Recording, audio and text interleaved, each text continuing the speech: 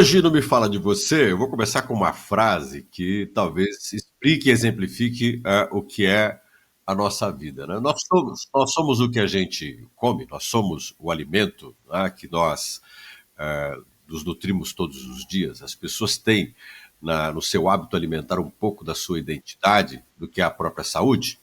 Para falar sobre isso, eu tenho a nutricionista Ana Paula Souza. Ana Paula conheço há muito tempo, inclusive convivemos no mundo acadêmico e acompanhei a vida profissional dela. Ana, obrigado por aceitar o nosso convite. Eu que agradeço o convite. Olha, me fala um pouquinho, é verdade a frase "as pessoas são o que elas comem"? Essa frase já está mais atualizando essa frase. Nós somos o que nós absorvemos.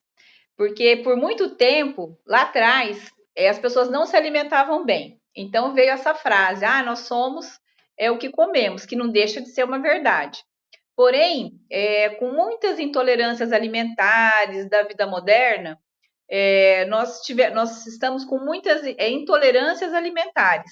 Então, nem tudo que eu como, mesmo sendo saudável, ele é bem absorvido. Aí isso é algo bem individual, que vai depender de pessoa para pessoa. Eu vou dar um exemplo assim mais simples.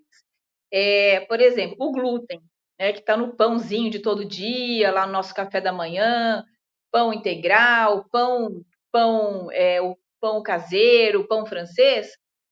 Houve uma modificação muito grande, né, na panificação nos últimos 10 anos. Então, houve uma mudança nessa proteína, que ela ficou maior e ela é de mais difícil absorção, né, para algumas pessoas.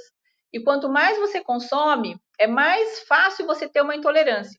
Então, vamos supor assim, eu vou comer um pão integral que é saudável. Porém, eu tenho uma intolerância ao glúten. E eu nem sei, às vezes, que eu tenho essa intolerância, né? Muitas pessoas têm e não sabem. Aí a pessoa come e fala, estou comendo algo saudável, mas eu estou absorvendo bem? O que esse alimento está fazendo para o meu corpo? Está inchando? Está me deixando mais constipada? Ou me dando uma diarreia? Então, hoje, em função dessas intolerâncias da vida moderna, nem sempre é o que nós comemos que nos tornamos bem ou não, mas sim o que nós absorvemos bem. Aí as pessoas têm que conhecer um pouco o seu organismo, né? Porque, de certa maneira, a gente vive numa vida onde o alimento é meio industrializado, em larga escala, e a gente vai se alimentando, e a gente não tem noção do que a gente está digerindo. Como é que a gente faz para conhecer o próprio organismo, Ana? Então, começando a observar os seus sintomas, né? Então, nós começamos assim, além dos exames de sangue, que você pode levar, né, fazer uma consulta médica, vai pedir alguns exames, esse é o primeiro passo. Mas eu digo assim, que o primeiro passo, na verdade, ainda é você se observar. Então, por exemplo, eu como isso, eu sinto que eu tenho gases, ou eu como tal coisa, eu sinto que tem estufamento, ou prende o meu intestino. Então, quando começa esse tipo de intolerância, é interessante buscar uma ajuda médica para fazer alguns exames, para ver se tem intolerância à lactose, a glúten, ver como estão as vitaminas também, já aproveitar e fazer esses exames, porque hoje a gente tem muita falta de vitaminas, principalmente do complexo B, B12, vitamina D, que é muito comum. Os pacientes vêm aqui, mas eu como carne, eu tomo sol e tal. Aí tem uma questão genética, tem uma questão de pele, né? Por exemplo, a vitamina D. As pessoas de pele clara, elas têm melhor absorção. As pessoas de pele mais morena, a absorção é menor, porque, por exemplo, eu tomo sol, eu faço algum esporte no sol. Por que a minha vitamina D é baixa? Primeiro, a pele mais escura, ela serve como um protetor solar. Então, a vitamina D não é tão bem absorvida. Tem uma questão genética também. Mas eu tenho pele clara, mas minha vitamina D é baixa. Então, provavelmente a parte genética sempre está baixa a vitamina D conforme ela vai fazendo os exames. Então, esses são os indicativos da pessoa começar a se conhecer ou realmente fazer exames e saber se ela tem uma deficiência maior do que as outras pessoas de baixa dose de vitaminas. Bom, aí tem uma coisa que eu queria, que é curiosidade minha, quando eu falo da tua profissão, né? Você fala assim, as pessoas têm que procurar fazer exames, se conhecer e tal. Nem todo mundo tem essa pegada. Algumas pessoas vão procurar, por exemplo, você como profissional, quando elas já estão tendo algumas reações, algumas situações em que elas não estão bem. Ou que elas, de repente, vão fazer uma consulta médica e descobrem que a comida está fazendo mal. Né?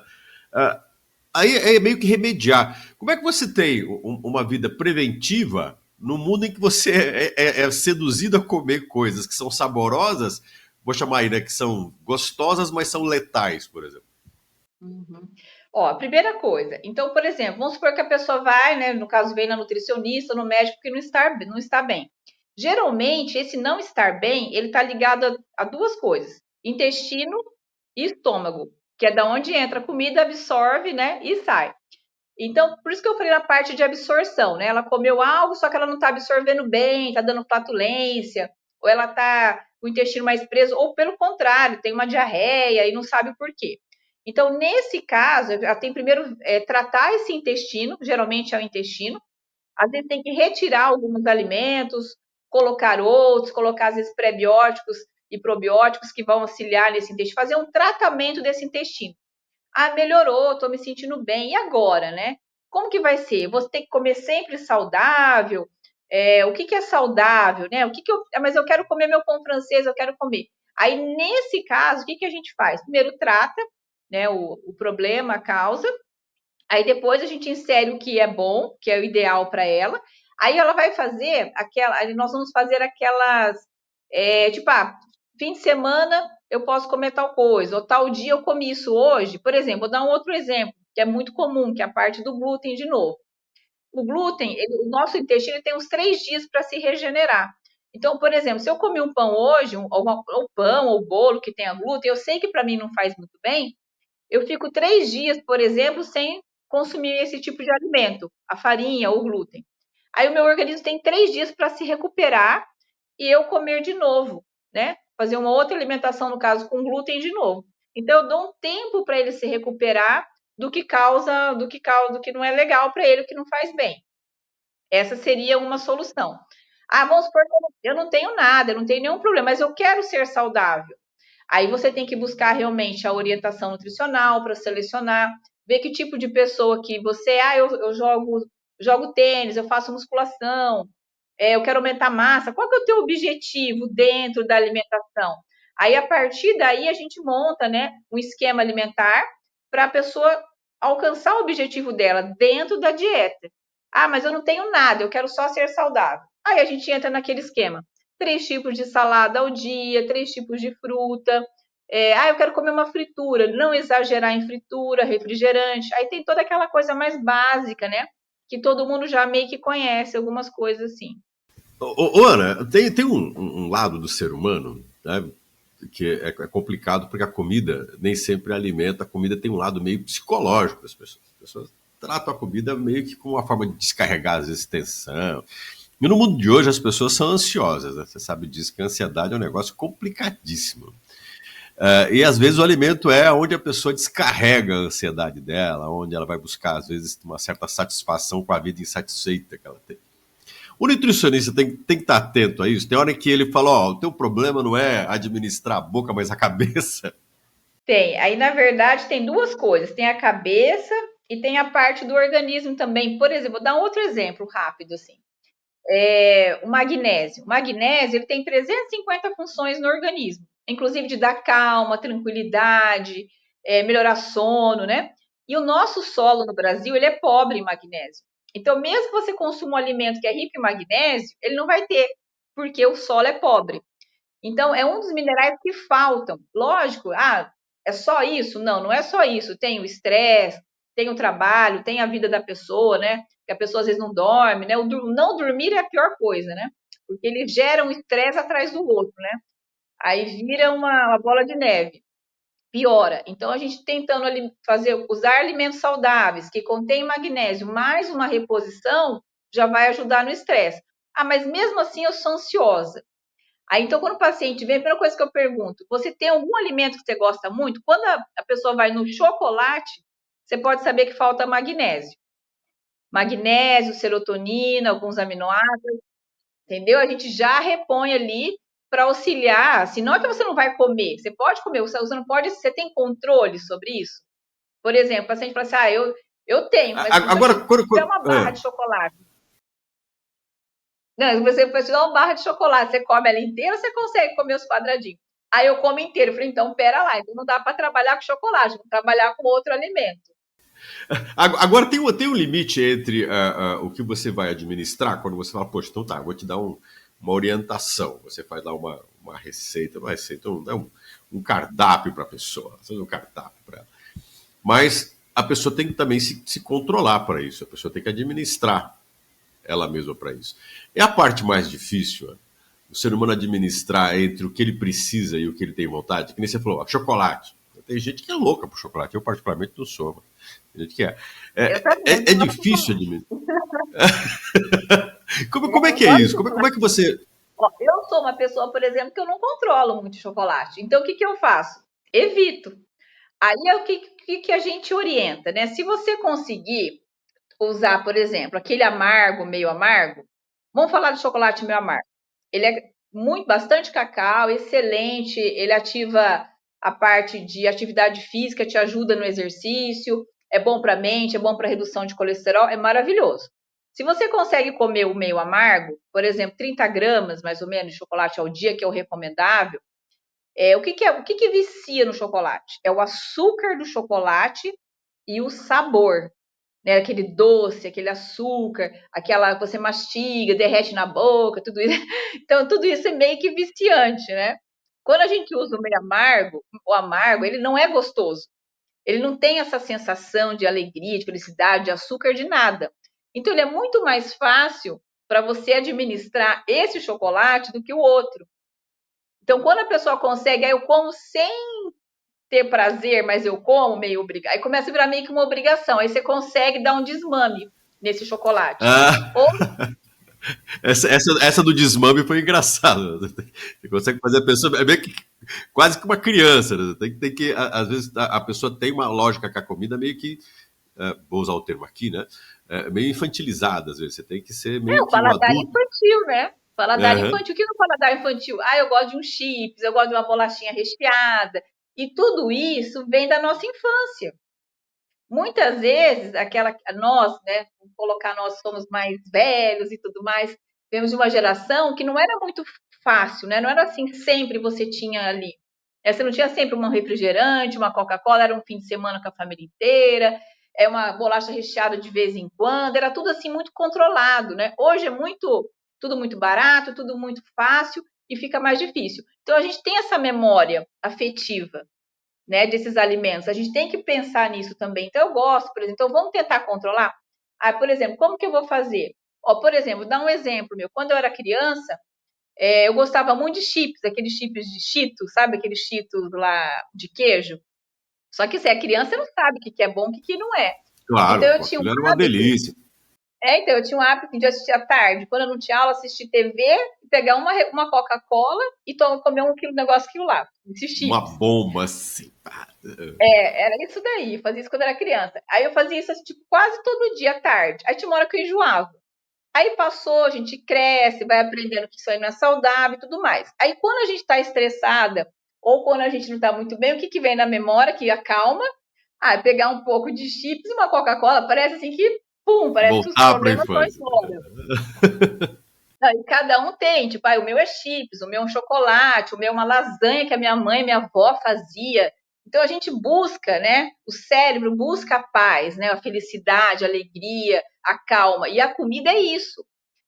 Principalmente quando ela está relacionada a essa parte afetiva. Então a gente tem que ter esse cuidado, não é cortar, não consumir. Por exemplo, chocolate, vamos voltar no chocolate. Quando a pessoa, por exemplo, mulheres, que eu sempre pego, que tem aquele período na menstruação, perto da menstruação, que ela fica mais ansiosa, mais triste, depressiva, irritada, o que, que eu falo? Você quer comer? Tem duas opções. Se você está fazendo a dieta certinho, já está emagrecendo, está tudo bem, e você está estressada, você vai pegar no meio da tarde. Em vez de comer o teu lanche da tarde, você vai comprar uma barra, tipo, vamos colocar aí um talento, um chocolate médio, que não é gigante nem pequeno demais. E vai sentar e comer com calma aquele chocolate todo, naquele horário. Aí acabou. Não tem amanhã nem depois. É naquele momento você vai sentar e comer. Ou eu almocei, eu tô com vontade de comer um chocolate, um doce. Vai lá e compra um bombom.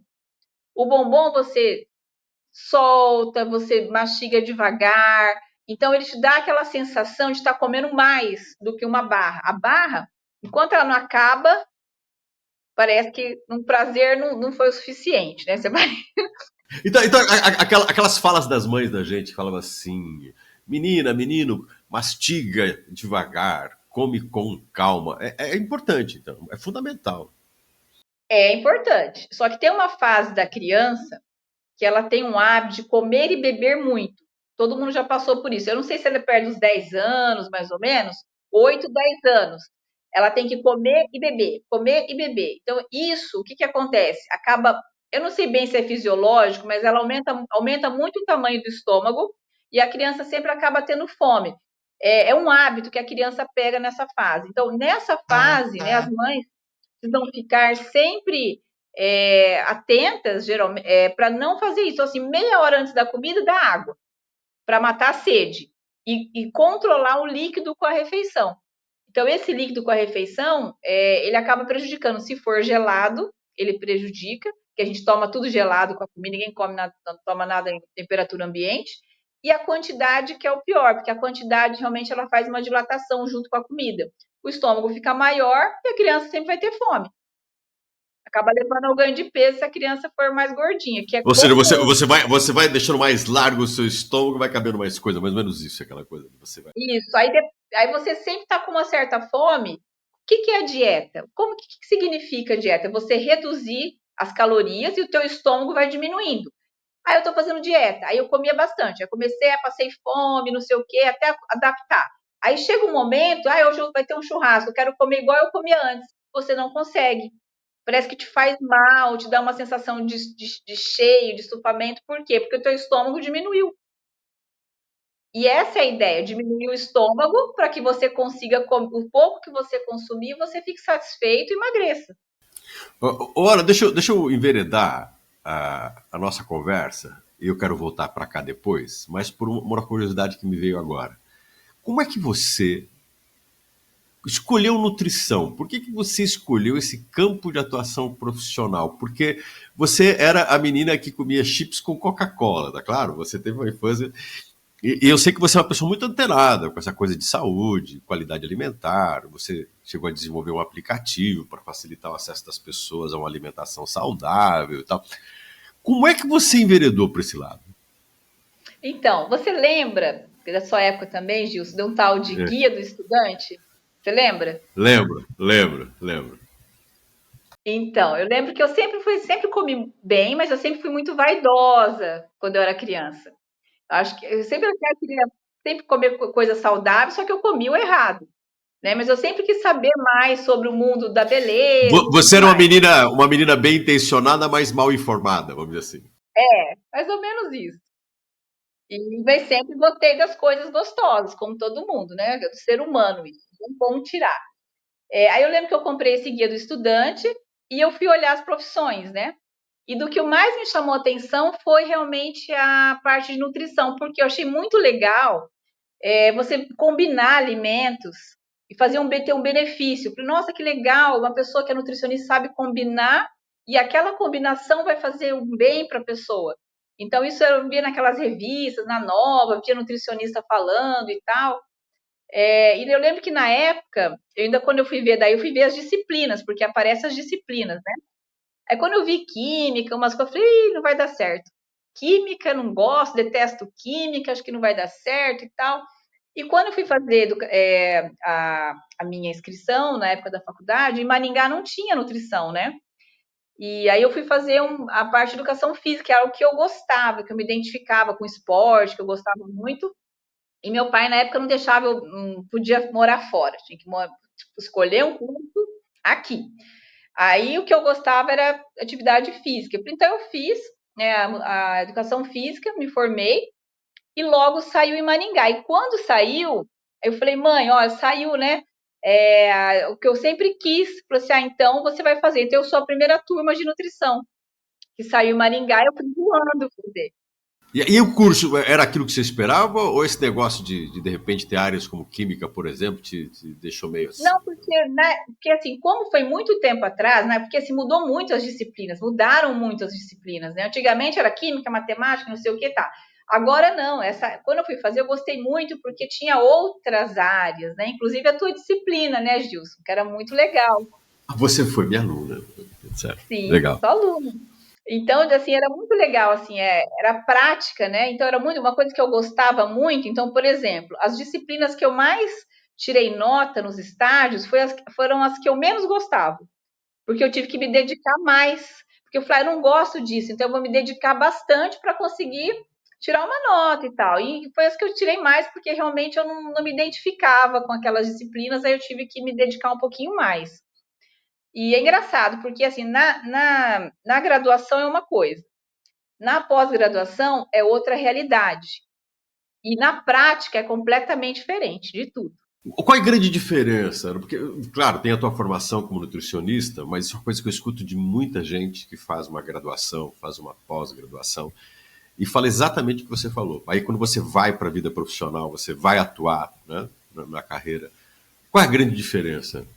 Então, o que, que eu senti? Eu acho assim que quando a gente estuda, e olha que eu me dediquei muito, inclusive eu fazia bastante aulas como aluno ouvinte em outras disciplinas. Porque, por exemplo, a bioquímica, que era muito importante, que era a química dos alimentos, que eu achava interessante. Eu não gostava de química, fui gostar de bioquímica. E aí eu fazia algumas aulas como aluno ouvinte, né, na área de farmácia. Então tinha uma professora muito boa, explicava, e eu sempre falava, eu posso assistir as aulas para melhorar e tal. Aí isso aí me ajudou muito, essa dedicação na faculdade, ela me ajudou muito, sabe onde? Em entrevista. Por incrível que pareça. Por exemplo, você está conversando, eu lia muito também, eu sempre estava na biblioteca, pegando livro, lendo isso e aquilo. Então, quando surgia alguma dúvida, por exemplo, você me pergunta alguma coisa, eu consigo fazer alguma ligação de lado que eu estudei, com a teoria, com a prática. Isso me ajudou muito. Mas já na prática clínica, por exemplo, já não tem nada a ver, que eu não vou conversar com o paciente sobre isso. Porém, me ajudou muito a entender algumas coisas. Na faculdade, a gente tem muita parte teórica e a gente quando começa os estágios, que você começa a sentir um pouco o que é lá fora. E a gente se decepciona de algumas coisas que é comum. A gente faz ter uma expectativa que vai ser uma coisa muito legal e de repente não é bem assim, né? Como a área de UAM, por exemplo, que é uma área que eu não gostava muito, que eu queria trabalhar com as pessoas. Eu sempre quis área clínica, desde a faculdade. Só que assim, e o medo que você tem? Porque os professores. Aí que tá. Você falou assim que quando você vai para atuação profissional, tem algumas coisas que frustram. Né? Que você falou que frustra, tem que saber lidar, você sai de lá com a expectativa. Vou brincar se esse é o termo, né? Eu quero mudar as pessoas, quero, né, ser uma pessoa que faça diferença na vida do ser humano, tá? Daí de repente o ser humano está na tua frente.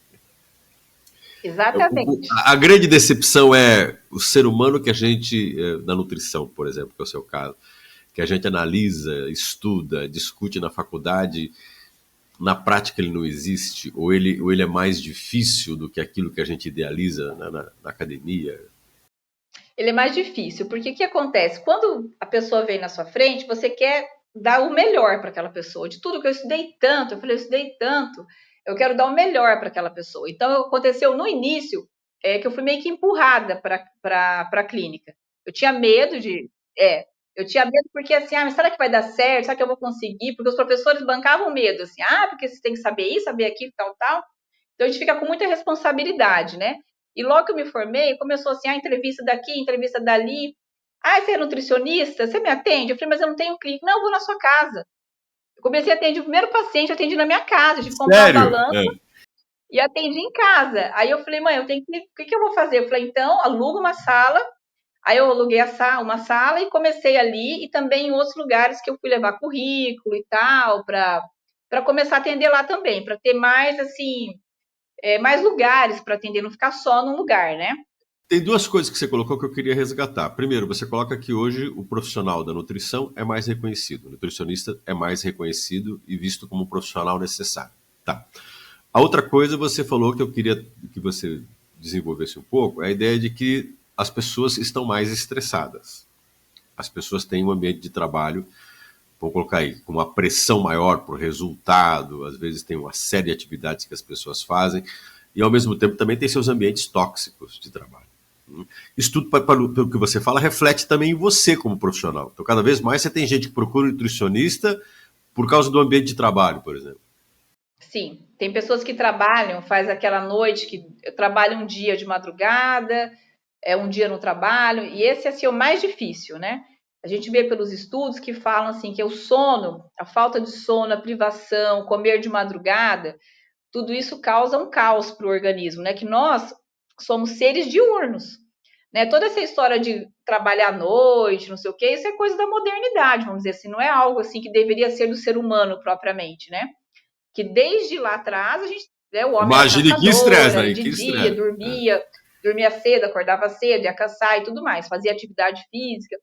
Lógico que tinha o estresse, será que eu vou voltar vivo? Será, né? Que eu tenho que correr. É. E as pessoas viviam menos naquela época, morriam mais cedo, né? Por predadores, enfim. Hoje a gente não tem isso, é diferente. Inclusive, olha só que coisa mais para nós pensarmos, né? Até um tempo atrás, as pessoas que moravam em sítios, fazendas, morriam cedo, mesmo comendo saudável. Mas morreu, tipo, aí tal pessoa, né? Morreu do coração e tal, não sei o quê. Hoje nós vivemos um estresse enorme que nunca acho que foi vivido antes, e nós vivemos mais. Não é, Gilson? Hoje, se você olhar, é engraçado isso. E comemos mal, né? Lógico, nós muitas vezes nós tentamos comer bem, nós temos um grupo de pessoas que buscam comer bem, buscam fazer atividade física, se cuidar, né? Se amar, porque eu falo que a alimentação é se amar. Eu vou comer, mas eu quero comer algo errado, mas eu vou comer naquele momento, porque eu não me permito a isso. Só que eu me permito também no dia seguinte a minha responsabilidade. Então, a gente tem que se permitir, porque isso também é um autocuidado, porém, nós temos a nossa responsabilidade de, no dia seguinte, para a academia, né, no dia seguinte, compensar. Isso é bom para o cérebro, porque ele te dá uma certa paz. Você tem o seu limite, você se permite, mas você tem um certo limite e uma responsabilidade sobre você. Sabe um dado que você estava colocando agora? Eu me lembrei, até foi divulgado nos meios de comunicação recentemente, a mudança do hábito alimentar dos brasileiros de que o arroz e o feijão, que sempre foi o queridinho do Brasil, está diminuindo o consumo dele entre os brasileiros, né? Isso é um mau sinal, né? Mas aonde que ele diminui? Ele diminui por causa de dieta. Ou ao contrário. Tipo assim, eu estou fazendo regime, então eu não vou comer arroz nem feijão. Você pode ver que muitas pessoas cortam para comer a carne. Quantas na mídia, o que a gente vê? A proteína é mais importante. Realmente, a proteína é super importante. Então a pessoa foca na proteína e retira o arroz e feijão. Mas o arroz e feijão ele sempre vai ser o prato nutritivo e o prato que sustenta.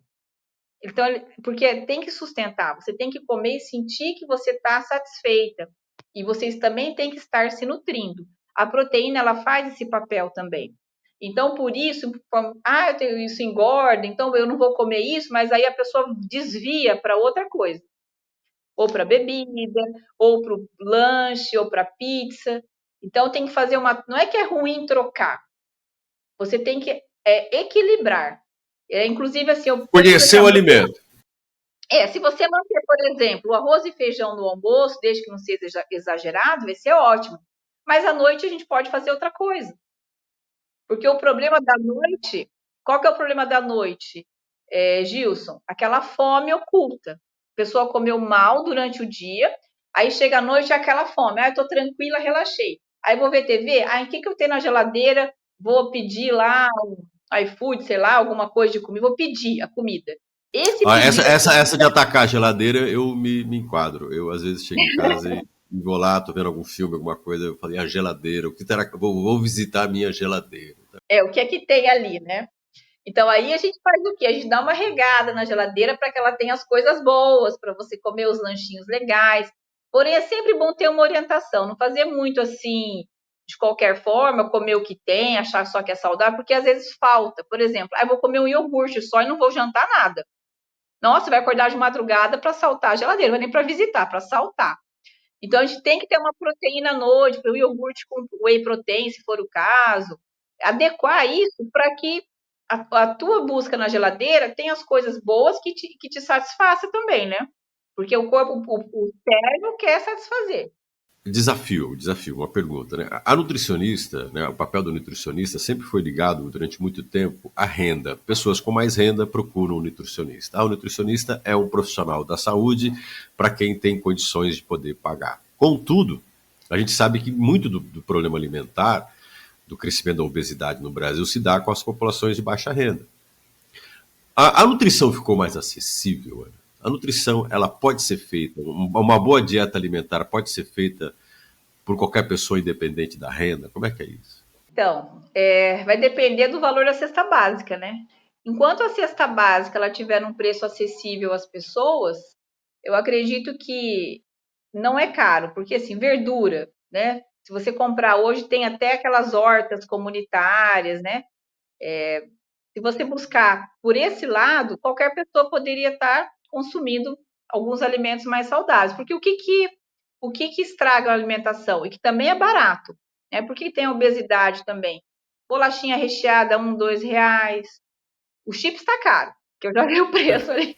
Isso, de certa forma, para algumas pessoas até é bom, né? Então tem algumas coisas que estão muito baratas, bolachinha, biscoitinho, tudo coisa que vira açúcar, alimentos que viram açúcar, né? Se transformam em açúcares e acabam levando ao ganho de peso. Então hoje a gente vê o que é comum hoje? Em escola você vê que tem merenda, sempre teve, né? Merenda. Isso é uma coisa importante, porque tem criança que vai só faz a merenda, não come em casa, mas come ali. Então tem muitas coisas que auxiliam. Eu acho que o que está atrapalhando mesmo, de uma forma geral, é como é que a compensação do estresse. A pessoa, tipo assim, não tem uma renda, mas ela tem um dinheirinho no final de semana para fazer um churrasco e uma bebidinha. Você pode ver. O nível qualquer, assim, mesmo que a pessoa tenha uma baixa renda, final de semana é um churrasquinho e mesmo a carne estando cara. Tá? Tem Ou algumas seja, profissões que eu os trabalho hábitos que falam nossos, o que isso. é o problema? Porque eu trabalho, por exemplo, assim, com algumas profissões, né, que eles trabalham em construção, pedreiro e tudo mais, que eles têm uma renda, eles trabalham muitas vezes para o dia, o que eles ganham, eles usam, né? Tipo, ganhei agora, alguns são assim, né? É. E daí é isso. Aí a pessoa, mas ela tem o dinheirinho para isso, ou para o cigarro, entendeu? Ela é prioridade. Eles priorizam, né? Depende do que a pessoa prioriza. Eu priorizo, por exemplo, teve uma época que eu gastava muito com colágeno, umas coisas muito caras, né? Era prioridade, mas era muito caro. Aí chegou um momento que eu falei, não, então eu tenho que ver o que eu consigo fazer para que fique mais em conta, mas que eu continue. Então é a prioridade que você dá àquilo que você julga importante. Então a pessoa se estressa, qual que é legal no final do dia, final de semana? Cervejinha, churrasco, com os Ana, amigos. eu tô indo para o final da nossa conversa, e aí tem um dado que você colocou agora que eu achei interessante. Né? A alimentação, mais do que ser uma coisa da gente ser racional em lidar com ela, é transformar uma alimentação saudável num hábito. Ou seja, a gente tem que aprender a administrar os nossos desejos e gostos, mas ao mesmo tempo criar hábito. Aquela maneira de que, e aí para a gente fechar, boa alimentação se educa desde a infância, lembrando de você os chips e a Coca-Cola, né?